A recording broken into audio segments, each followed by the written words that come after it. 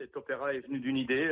Après avoir lu le livre de Victor Hugo, j'ai entendu une sorte de musique grâce aux mots qu'utilisait et au style d'écriture de Victor Hugo. Et j'ai proposé à mes frères d'en faire un opéra. Et donc, voilà, on s'y est mis. Et puis l'opéra, au bout de 10 ans, a vu le jour.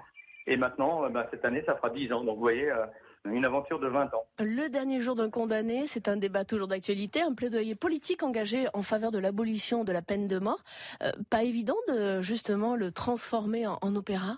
En tout cas, ce qui m'a intéressé, c'est surtout le sujet, puisque Victor Hugo, lorsqu'il a écrit ce livre, il était tout jeune, il avait 26 ans. La peine de mort le concernait et il se battait déjà contre la peine de mort. Et un de ses derniers papiers, avant de mourir, était encore un papier qu'il ratifiait sur la peine de mort encore. Donc c'est un combat de toute une vie.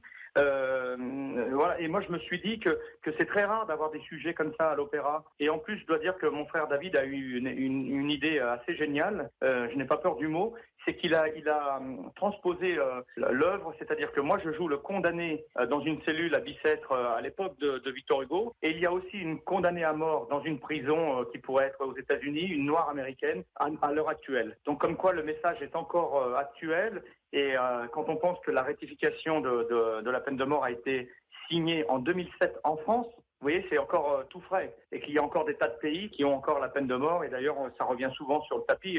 Est-ce qu'il faut la rétablir, etc. Donc c'est vraiment une œuvre qui n'est pas commune. C'est une œuvre qui est assez exceptionnelle dans le monde lyrique, j'ai envie de dire. C'est pas cette œuvre romantique. C'est une œuvre qui est au contraire très réaliste, qui a des moments romantiques, mais aussi des moments très très actuels. Cette œuvre avait tout pour m'intéresser. Et puis le personnage de ce condamné qui demande aussi un tour de force en tant qu'acteur, puisque les deux condamnés sont là tout le temps, tout l'opéra. Ils ne quittent jamais la scène. Et pendant que l'un chante, l'autre est toujours en train de jouer. Et il est toujours animé. Donc c'est vraiment un tour de force. Et je dois dire que c'est un des plus beaux rôles qu'on m'ait offert. Et donc je suis ravi que ce soit mon frère qui ait fait la musique. En tout cas, vous êtes motivé, passionné, on l'entend à votre propos.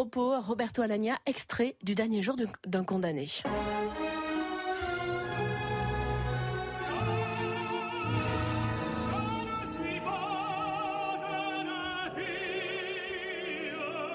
Le dernier jour d'un condamné, donc représentation demain soir à 20h, ce dimanche 1er octobre à 14h30 et le mercredi 4 octobre à 20h, c'est à l'Opéra de Marseille. Roberto Alagna, merci d'avoir été notre invité ce matin sur France Bleu Provence. Au revoir. À très bientôt. Au revoir.